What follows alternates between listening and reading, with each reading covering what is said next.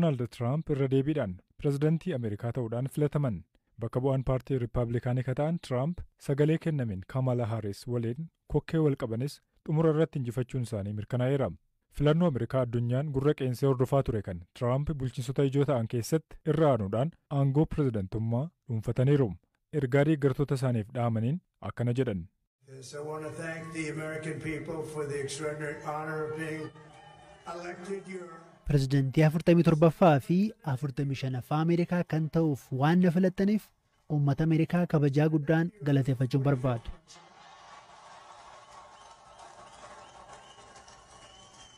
and every citizen I will fight for you, for your family. Lammii hundaaf isiniif maatii keessanii fi egeree keessaniif nan falma. Humna qabu hundaan guyyuu isiniif nan qabsaa'a.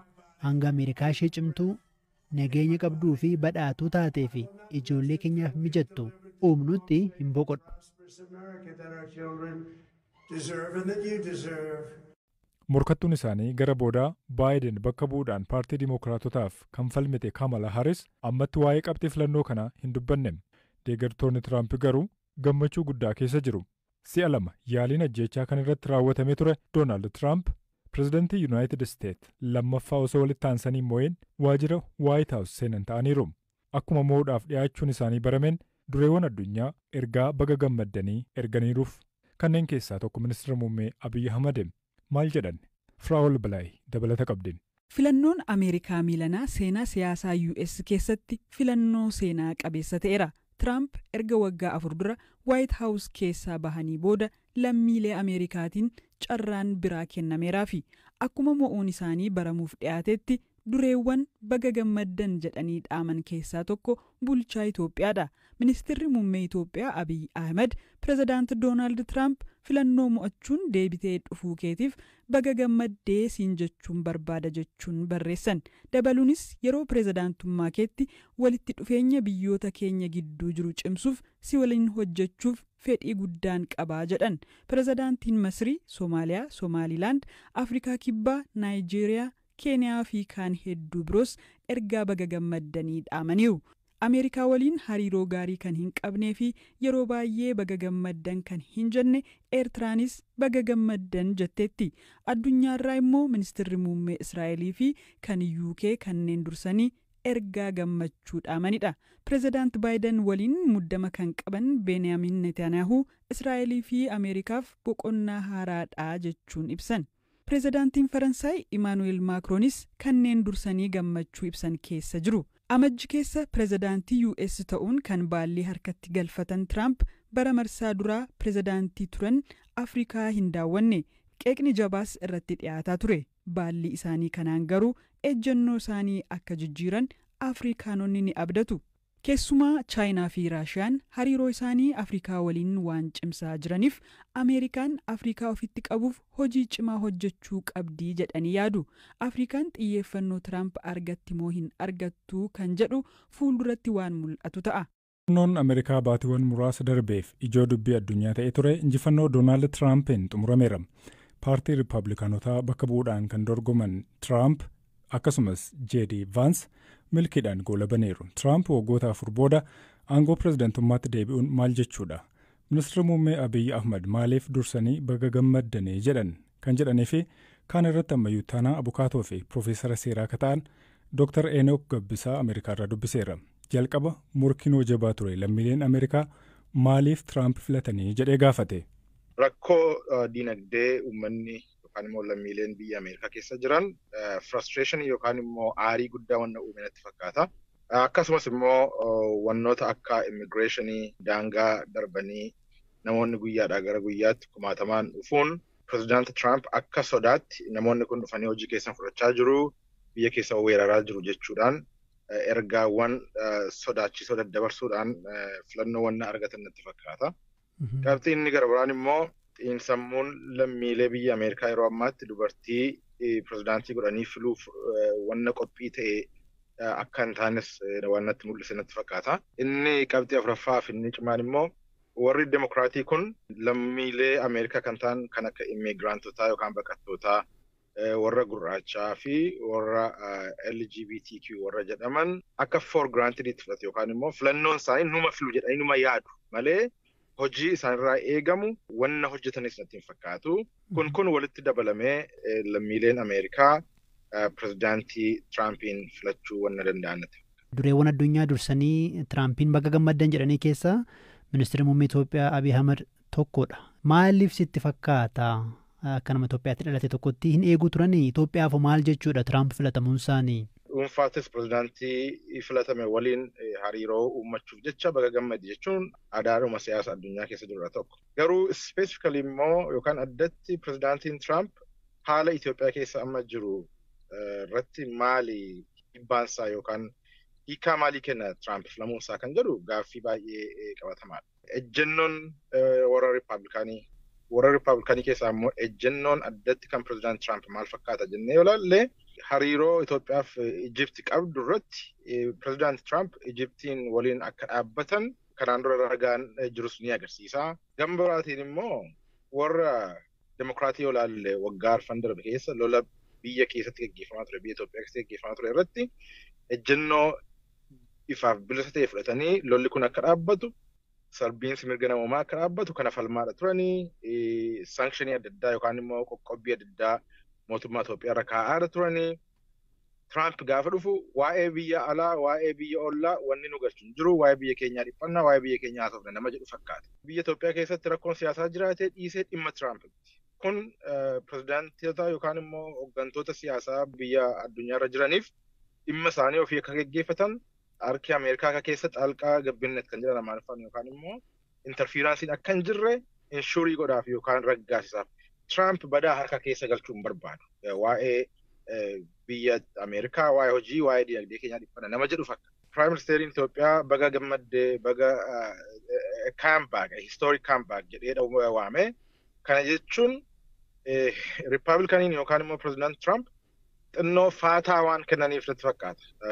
Prime Ministerii Itoophiyaatiif yookaan immoo harkarra qabuu danda'a Tiraamp dheen yaada. Maaliif dhimma kooti waan Itoophiyaa keessa jiru dhimma mataa keessaniiti malee dhimma Ameerikaa miti nama jedhu fakkaata. Dhaabbanni yookaan immoo ejjennoon Riippaabilikanii fi ejjennoon Tiraamp. Pirezidaant Baayiden yeroo waraana Tigraay sana akkuma jettee qoqqobbii kaaniiru maallaqii jalaa qabamees jira mootummaa Itoophiyaa jalaa tarii amma Tiraamp yoo dhufanneedhaan wanna kanarraa kaasuu danda'u jennee dubbachuu dandeenya.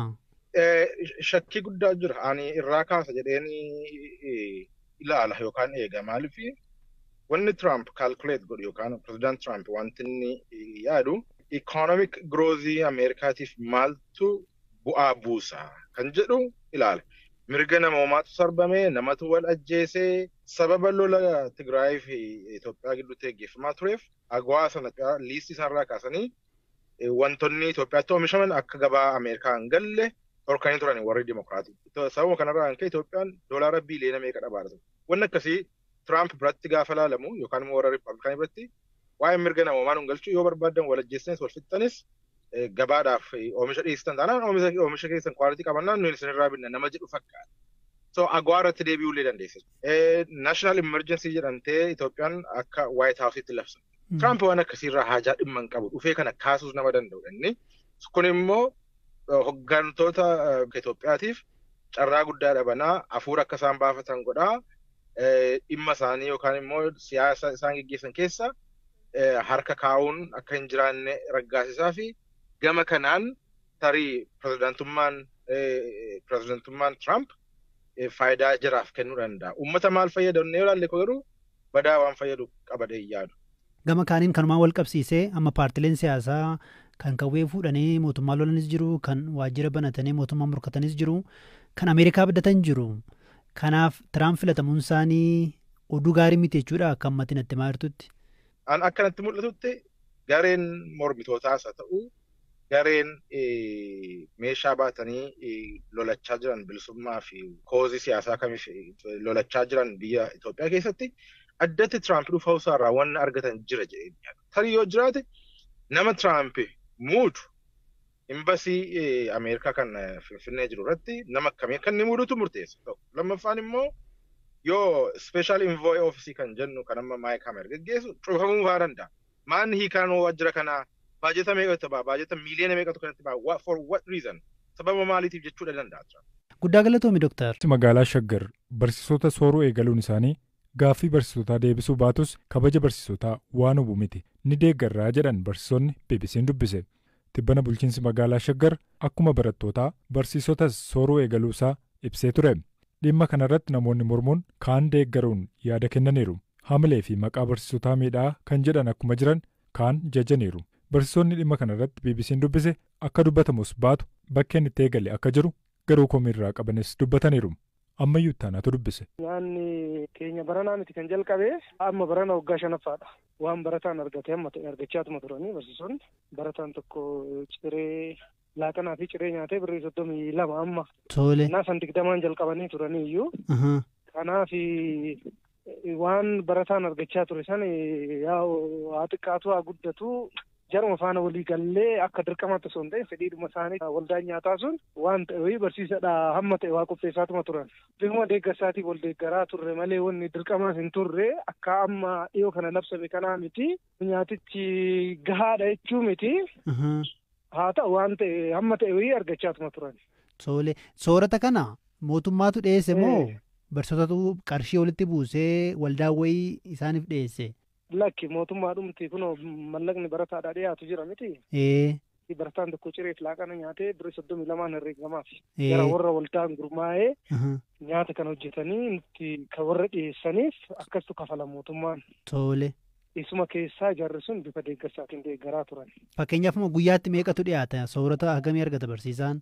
Si'uma tokko bakka yoo ta'e biddeen takka. Daabboo soo ta'e daabboo tokkoof shaayii tokko. Warra ganamaatii ciree yoo kennan warra waaree boodaati immoo laaqana dhiyaatu. Mootummaan naannootti dubbataniiru barsiisaa soora jirraa kennaa jirraa rakkoo barsiisaa gama nyaataatiin hiikaa jirraa jedhanii taasisaa turan. Inni kun immoo dhugaan isaa hin jiru. Mana barumsaa keessa jarri kun dirqama hin qaban homaa keessa beekannoodhumaan wal deeggarsaaf kennu malee warri waldaa kun dirqamaanii hamma kana silaa akkuma barataan si'a 2 nyaatu san barsiisanis si'a 2 nyaatu qabaa. Fakkeenyaaf soorati barataa fi barsiisaaf qophaa'u tokkuma moo gargar? Tokkuma. Amma namoonni maal jedhu gaaffiin barsiisotaa baay'eedha. Dhimma maallaqaa dhimma miindaatu kaa dhimmoonni garaagaraas jiru.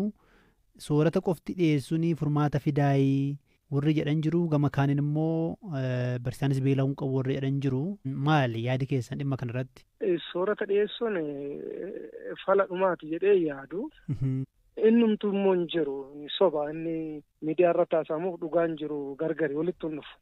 Yeroo ammaa kana rakkoo hamaa keessa jiru keessattuu akka magaalaa nuti amma keessa jirru kanatti har'a kiraayii manaa xiqqaate qarshii 4,000 mindaan barsiisaa fireesh immoo 2,400 harka ga'a irraa citee jechuudha. Kiraayii manaatu argatu waan nyaata uffata tiraanspoortii waan biraatti hin godhuu miti rakkoo jiru keessatti kun gahaa miti.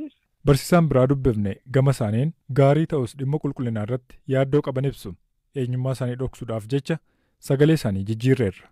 Wanti kun gaarii ta'ee otoo jiru itti fufiinsa isaa fi kwaalitii isaa irratti otoo xiyyeeffannoon godha.